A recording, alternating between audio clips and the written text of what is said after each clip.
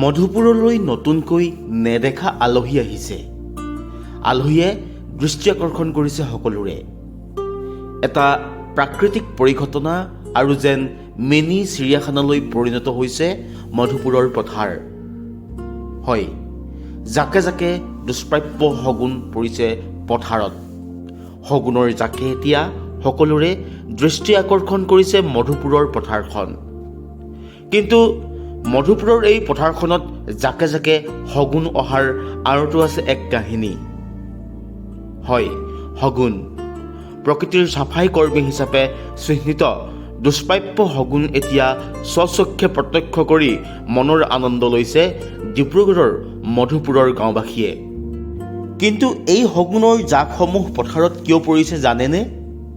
বাঘে নিশা চিকাৰ কৰিছিল এটা গৰুটো তাতেই পৰি থাকিল আৰু গৰুৰ মৰা শটো খাবলৈ পথাৰত পৰিছে এতিয়া জাকে জাকে শগুনে মৰা হওক খাই বাবে প্ৰাকৃতিক চফাই কৰ্মী বুলিও কোৱা হয় শগুনক।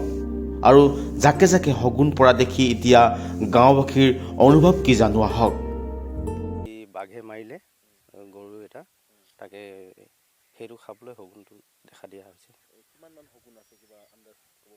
আন্দাজ আছে, বহুত আছে, মিনিমাম 2-3 হাজাৰ আছে। হাবিত থাকে। এইটো মধুপুৰ বন বিভাগ। শগুন চাই ভাল লাগে আৰু বহুত দিন ক'তো দেখা নাই, চাবতো আহিছোঁ। আৰু উইদিন মানে ইয়াতে থাকে যেতিয়া মানে কোনো নেমাৰে চেমাৰে ভাল আৰু আপডাল প্ৰায় দেখিয়ে থকা হয়।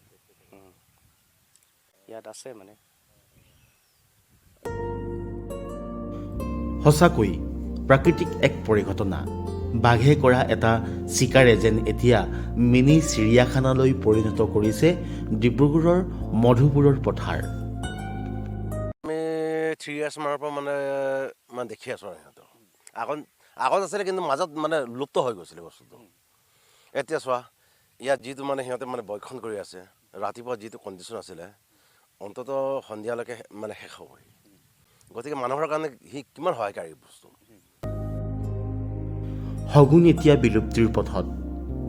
দুষ্প্ৰাপ্য এই চৰাইবিধক দেখা পাই এতিয়া যেন মনৰ আনন্দ লৈছে গাঁওবাসীয়ে। প্ৰকৃতিৰ চাফাই কৰ্মী হিচাপে পৰিচিত এই শগুনক চৰকাৰ তথা বন বিভাগেও সংৰক্ষণ কৰাৰ ক্ষেত্ৰত পদক্ষেপ লোৱাৰ প্ৰয়োজনীয়তা আছে।